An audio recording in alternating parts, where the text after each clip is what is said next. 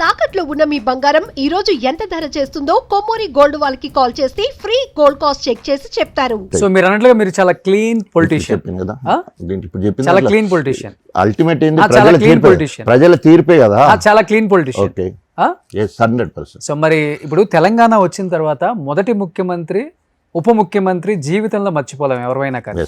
Yes, అలాంటిది తెలంగాణ వచ్చిన తర్వాత మొదటి ఉప ముఖ్యమంత్రి రాజయ్య. ఎందుకు అతి తక్కువ టైంలోనే రాజయ్య ప్రవర్తన నచ్చలేదు, రాజయ్య పనితీరు నచ్చలేదు, రాజయ్య అవినీతి పరుడు, రాజయ్య అందరికీ అందకుండా దోచేస్తున్నాడు, భూ కబ్జాలు, కాంట్రాక్టుల దందాలు, అవినీతికి కేర్ ఆఫ్ అడ్రస్ రాజయ్య అని చెప్పేసి ఉప ముఖ్యమంత్రి నుంచి మిమ్మల్ని తొలగించడానికి వన్ ఆఫ్ ద రీజన్ ఏంటేమని చెప్తారు? మీకు కేసీఆర్ గారి మధ్య లోపల గదిలో ఏం జరిగిందో ఇంతవరకు మీరు ఓపెన్ అవ్వలేదు. నేను ఓపెన్ కావాలి, పోనీ కేసీఆర్ చెప్పండి. కేసీఆర్ తెలియాలి, మీరు క్లీన్ పొలిటీషియన్ కదా, వెరీ క్లీన్ పొలిటీషియన్. ఇదే క్వశ్చన్ కాంగ్రెస్ అధికారం పోయిన తర్వాత బీఆర్ఎస్ అధికారం, కాంగ్రెస్ ఉన్న వాళ్ళందరూ ఇదే ప్రశ్న అడిగిండు. మొన్న రేవంత్ రెడ్డి కూడా నిండు సభలో డాక్టర్ రాజయ్య దోతి కట్టుకుంటే ఓర్వలేదా, ఎందుకు రాజయ్య పదవి తీసేశారు అని అడిగారు. షర్మిలా గారు రాజయ్య పదవి ఎందుకు తీసేశారు అని అడిగారు. కమ్యూనిస్టులు రాజయ్య పదవి ఎందుకు తీసేశారు అన్నారు. కారణం ఒక్కటే, మీరు చెప్పలేదు ఇంతవరకు. నేను చెప్పాను, 4 గదుల మధ్య తలుపేసుకున్న తర్వాత కేసీఆర్ కి రాజయ్య మధ్యకి జరిగిన విషయం చెప్పండి. కనీసం మన తెలంగాణలో ఎన్ని ఛానల్స్ ఉన్నాయి అన్ని ఛానళ్ళు చెప్పిన. సో ఇప్పుడు సుమన్ ఛానల్ కూడా చెప్తున్నాను. సో క్షేత్రస్థాయిలో జరిగిన సూక్ష్మాంశాలను దృష్టిలో పెట్టుకొని నేను పార్టీ ఇతగా నిర్ణయం తీసుకున్నాను అని కేసీఆర్ గారు చెప్పిండు ఆ రోజు. సో అసలు జరిగింది ఏంటంటే, అప్పటికి సిలువలు పలువలు చేసి మళ్ళీ కేసీఆర్ దగ్గరికి పోయినప్పుడు సిలువలు పలువలు చేసి నా మైండ్ అంతా ఖరాబ్ చేసిండు రాజయ్య. ఐఎమ్ ఎక్స్ట్రీమ్లీ సారీ, నీ స్థాయి తగ్గకుండా మళ్ళీ నీకు అవకాశం ఇస్తా అని చెప్పి మళ్ళీ పిలిపించుకొని మాట్లాడడం జరిగింది. ఇప్పుడు ఒక్కసారి బీజేపీ వాళ్ళు, కాంగ్రెస్ వాళ్ళు రైట్ ఫర్ ఇన్ఫర్మేషన్ యాక్ట్ కింద మెడికల్ డిపార్ట్మెంట్లో వేస్తే రిజల్ట్లో ఇప్పటివరకు బడ్జెటే లేదు, రిక్రూట్మెంట్ లేదు, వాహనాల కొనుగోలు లేదు, ఏమి లేదు. ఇక్కడ అవినీతి జరగడానికి ఆస్కారం ఎక్కడుంది? ఏం లేదు. రాష్ట్ర ముఖ్యమంత్రికి ఆ మాత్రం ఇన్ఫర్మేషన్ ఉండదా? ఏమాత్రం, అదే రాష్ట్ర ముఖ్యమంత్రికి ఉంది. అయితే ఇక్కడ జరిగింది ఇప్పుడు మళ్ళీ ఇంకా క్లియర్ చెప్తున్నాను. సిలువలు పలువలు చేసి ఏమని చెప్పారు, నువ్వు ముఖ్యమంత్రి, నువ్వు ఇంట్లోకి వెళ్తలేవు, రాజయ్య ఆయనే ముఖ్యమంత్రి లెక్క, దళితుడు ముఖ్యమంత్రి నువ్వు అన్నావు, రాజయ్య ముఖ్యమంత్రి లెక్క మొత్తం తెలంగాణ మొత్తం దున్నేస్తాడు, హాస్పిటల్ నిద్ర చేస్తూ ఉన్నాడు, తర్వాత హెలికాప్టర్ను తీసుకొని తిరుగుతూ ఉన్నాడు. సో తెల్లారు లేస్తే ప్రజల్లో కనిపిస్తే నేను ఎప్పుడో మర్చిపోయిండు అని సిలువలు పలువలు చేసి చెప్పిన వాళ్ళు ఎవరైతే ఉప ముఖ్యమంత్రి పదవి ఆశపడ్డాలో నాకంటే సీనియర్గా ఉన్నారు. అందులో నెంబర్ 1 మొన్న కడియం శ్రేయరి వెళ్ళిపోయినాక తెలిసిన నెంబర్ 1 కడియం శ్రేయరి సిలువలు పలువలు చేసి చెప్పారు. ఆ సీనియర్గా ఉన్న ఈటల రాజేందర్, కొప్పులీశ్వర్ గారు, తర్వాత నాయన నరసింహారెడ్డి గారు, వీళ్ళందరూ నాకంటే సీనియర్లు. ఆయన ఉంటే వీళ్ళు పోయి అక్కడ ఏం మాట్లాడుకుంటారు పాతలు, సార్ మొత్తం రాజయ్య దున్నెత్తాడు, ఇది చేస్తాడు, అది చేస్తాడు. ధర్మరాజు అంతటి వాడే చెప్పుడు మాటలతో అయినట్టు ఏకు మేక్ అయిపోతాడు రాజయ్య. అవుతుంది ఇంటెలిజెన్స్ రిపోర్ట్ ఏమని వస్తుంది, మీరు ఉప ముఖ్యమంత్రి అంటే మీరు దళితుడు ముఖ్యమంత్రి అంటే ఆయన ఉప ముఖ్యమంత్రి లాగా తిరుగుతుండడం మీకు ఎప్పుడు ఏదో మేక్ అయ్యేంత వాయిస్ మీ దగ్గర లేదు కదా. నా దగ్గర వాయిస్ లేదు, సబ్జెక్ట్ ఉండొచ్చు కానీ వాయిస్. తెల్లారి లేస్తే మొదటి పేజ్ అంతా నేనే ఉండేది. హాస్పిటల్ నిద్ర అని ఒక కొత్త కాన్సెప్ట్ తీసుకొచ్చినాం. నిద్ర అవస్థలో ఉన్న వైద్య విధానాన్ని గ్రాస్ రూట్ లెవెల్కి వెళ్ళాలి. అసలు గవర్నమెంట్ హాస్పిటల్ అనేదే డౌన్ టార్డెన్ పీపుల్కి, ఉన్నవాడి కోసం కాదు. 1 గోళీ 2 గోళీలు ఇచ్చుడు కాదు, వారం రోజులకు ట్రీట్మెంట్ ఇవ్వాలి, హాస్పిటల్ మౌలిక సదుపాయాలు పెంచాలని చెప్పేసి ఉస్మానియా హాస్పిటల్లో ఇప్పటివరకు ఏ ఎమ్మెల్యే కూడా పోయి ట్రీట్మెంట్ తీసుకోలేదు. నేను ఉస్మానియా హాస్పిటల్ ట్రీట్మెంట్ తీసుకోవడం కాదు, రాత్రి అక్కడే పడుకున్నాను. అక్కడ మొదలుకొని అనేక ఏజెన్సీ, ఎక్కడెక్కడ Bhadrachalam agency hospital, Eturu agency hospital, Utnoor agency hospital, చెంచుపల్లెలు ఏజెన్సీ ప్రాంతాలకు ఎమ్మెల్యేలు కూడా పోరు. నేను ఉప ముఖ్యమంత్రిగా వైద్య ఆరోగ్య శాఖ మంత్రిగా పోయి అక్కడే రాత్రి ఉండి హాస్పిటల్ను మొత్తము రివ్యూ చేసి అక్కడ అన్ని మౌలిక సదుపాయాలు కల్పించి వచ్చే కార్యక్రమం చేయడం జరిగింది.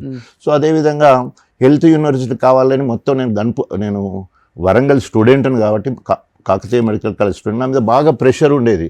సో కాళోజీ జయంతి సందర్భంగా అక్కడికి పోయినప్పుడు రాజయ్య ఇక్కడికి వచ్చినప్పుడల్లా హెల్త్ యూనివర్సిటీ ఇస్తారా, అందుకనే మంత్రులు మాట్లాడేటప్పుడు వాళ్ళు దగ్గర పెట్టుకుని మాట్లాడాలని కేసీఆర్ గారు అంటారు. తెల్లారి వరకు మొత్తం తెలంగాణ మొత్తంలో 200-300 దిష్టి బొమ్మలు తగలబడ్డాయి. మళ్ళీ వెంటనే నేను అప్పుడు సంగారెడ్డి ఇన్ఛార్జిగా ఉన్న ఎంపీ ఎన్నికల్లో, ఎందుకంటే కేసీఆర్ ఎంపీగా గెలిచిండు, ఎమ్మెల్యే గెలిచాడు. ఎమ్మెల్యే ఉంచుకొని కొత్త ప్రభాకర్ ఎంపీగా పోటీ చేసిండు, ప్రభాకర్ రెడ్డి గారు. సో అక్కడ ఇన్ఛార్జ్ ఉంటే పొద్దున్నే మళ్ళీ కేటీఆర్ గారు సుమన్ నా దగ్గర పంపించి, సారు నిన్న మాట్లాడిన దానికి చాలా బాధపడుతూ ఉన్నాడు, వెంటనే వచ్చి ఏదో ఒకటి చేయాలి, తెలంగాణ భవన్ నుంచి వెళ్ళి స్టేట్మెంట్ ఇవ్వను అంటే ఆగమేఘాల మీద వచ్చి తెలంగాణ భవన్ నుంచి వెళ్ళి స్టేట్మెంట్ ఇవ్వడం జరిగింది. సో క్యాబినెట్ అంటే తండ్రి భయపెట్టడానికి ఉంది అక్కడ, భయపడ్డారు కాబట్టి అంటే చెప్తున్నా. ఒకటి మాత్రం చెప్పగలను, ఇప్పుడు చిన్నపిల్లలకి అన్నం తినకపోతే చందమామ రావే జాబిల్లి రావే అని అలా చూపించి అన్నం తినిపించినట్టు ఇప్పుడు మీరు అలానే చెప్తున్నారు. ఏకుకు మేకై అని ఎవరో నాయకులు చెప్పారని చెప్తున్నారు. అప్పటి వరకు పోరాడి తెలంగాణ తెచ్చుకున్న ఘనత కేసీఆర్ది. అలాంటి కేసీఆర్కి ఏకుకు మేక అవుతారని ఎవరో చెప్తే కేసీఆర్ ఇనే అంత చిన్నపిల్లడా? కానీ ఎంత ధర్మరాజు చిన్నపిల్లగాడా చెప్పిన మాటలు వినడానికి? ధర్మరాజు సార్ చరిత్ర ఇది కూడా కళ్ళ ముందు కనిపించే చరిత్రే అది. కారణం ఏంటంటే అన్నము ఉడికిందా లేదని ఒక మెతుకును పిసికి చూస్తారు.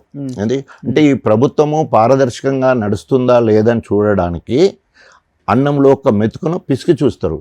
సో కేసీఆర్ పిసికిన మెతుకు నేనైనా, పిసికినప్పుడు మెతుకు ఉడికింది కానీ బలైపోయింది నేను. అన్నం అంతా మాడిపోయింది కింద, అన్నం మాడిపోరు అట్లా కాదు, అన్నం ఉడికిందని తేలిపోయింది. అంటే గవర్నమెంట్ కానీ ఇదైతే చితికిపోయింది కదా, నా ఉప ముఖ్యమంత్రి తీసేసి కదా. మళ్ళీ 3 సార్లు 4 సార్లు క్రీస్తు శేషులు పెద్ద సుదర్శన్ రెడ్డి గారు ఒక జిల్లా అధ్యక్షుడిగా బాధ్యత తీసుకొని 3-4 సార్లు కేసీఆర్ గారు మిమ్మల్ని రమ్మంటాడు అంటే 3-4 సార్లు నేను వెళ్ళే. ఎప్పుడైతే right for information act report బయటకు వచ్చిందో, జడ్సన్ బయటపెట్టి చూయించి చెప్పిండో, బీజేపీ శ్రీనివాస్ ఎమ్మెల్యే ఉండే, ఉప్పల్ ఎమ్మెల్యే శ్రీనివాసరావు వారు బయటపెట్టిందో, అటు తర్వాత పోదామని చెప్పేసి నేను పెద్ద సుదర్శన్ రెడ్డి కేసీఆర్ దగ్గరకు పోయినాం. ఏం చెప్పారు? తీసుకుపోయి పోగానే లోపల గట్టిగా పోగానే కౌగలించుకొని, ఏదో ఇప్పుడు నేను చెప్పిన కదా, సిల్వలు పలువలు చేసి నా మైండ్ అంతా ఖరాబ్ చేశారు, ఎక్స్ట్రీమ్లీ సారీ రాజయ్య, నీకు ఇక నేను అడగకుండా నేను ఉప ముఖ్యమంత్రి చేశా, నీ స్థాయి తగ్గకుండా మళ్ళీ నేను కాపాడుకుంటా, నీ నియోజకవర్గంలో ఎవరు ఏలు పెట్టరు. ఈ మాట అన్నప్పుడు పెద్ద సుదర్శన్ రెడ్డి ఉన్నారు, వినోద్ కుమార్ గారు పోనీలేని వినోద్ కుమార్ గారు ఉన్నారు, సంతోష్ కుమార్ ఉన్నారు, తర్వాత చారి గారు, వేణుగోపాలాచారి గారు. సో వీళ్ళందరి సమక్షంలో కేసీఆర్ అన్న మాటలు. సో తర్వాత అట్లాగే అప్పటికే కడియం శ్రీహరి 18 మంది ఉండాలి, 18 మంది అయిపోయారు కదా. సో అప్పుడు జరిగింది ఏంటి, కడియం శ్రీహరిని గన్పూర్లో ఏలు పెట్టొద్దండి ఉప ముఖ్యమంత్రిగా ఉండి. మొన్న ఏదో ఛానల్లో ఇంటర్వ్యూలో మాట్లాడతాడు, నన్ను 3.5 సంవత్సరాలు డిప్యూటీ సీఎం అంటే గన్పూర్లో అడుగు పెట్టనీయలేదు అని. కారణం ఏంటి అంటే సిలువలు పలువలు చేసే దాంట్లో ఈయన మొదటి వ్యక్తి కాబట్టి ఆయనను అక్కడ కాలు పెట్టొద్దని చెప్పి, నువ్వు తప్పు చేసినావు, నువ్వు తప్పుడు అభిప్రాయం చెప్పినావు కాబట్టి రాజయ్యని అట్లా చేసినావు, అక్కడ నువ్వు ఏలు పెట్టొద్దు అంటే ఆఖరికి అభివృద్ధి ఎక్కడి వరకు వచ్చింది. కేసీఆర్ గారు ప్రభుత్వంలో సర్వే చేస్తే 98 మార్కులతో కేసీఆర్ నెంబర్ 1, 92 మార్కులతో కేటీఆర్ నెంబర్ 2, 88 మార్కులతో హరీష్ రావు నెంబర్ 3, 86 మార్కులతో డాక్టర్ రాజయ్య నెంబర్ 4 అభివృద్ధి సంక్షేమంలో. ఏ పనున్నా రాజయ్య నువ్వు నా దగ్గరికే రావాలా, నువ్వు డిప్యూటీ సీఎం చేసిన ఒక మంత్రి దగ్గరికి పోయి ఏం అడగకు, నువ్వు నా దగ్గరికి రమ్మనంటే ఆ రకంగా పనులు చేసినా కాబట్టి, అభివృద్ధి చేసినా కాబట్టి గన్పూర్ ప్రజలు ఇవాళ నేను ఏమంటాను, గన్పూర్ నియోజకవర్గ ప్రజలే నా దేవుళ్ళు, నా నియోజకవర్గమే నా దేవాలయం, అంత గొప్పగా సుమన్ టీవీలో మీ పర్సనల్ అండ్ బిజినెస్ ప్రమోషన్స్ కోసం కింది నెంబర్కి కాంటాక్ట్ చేయండి.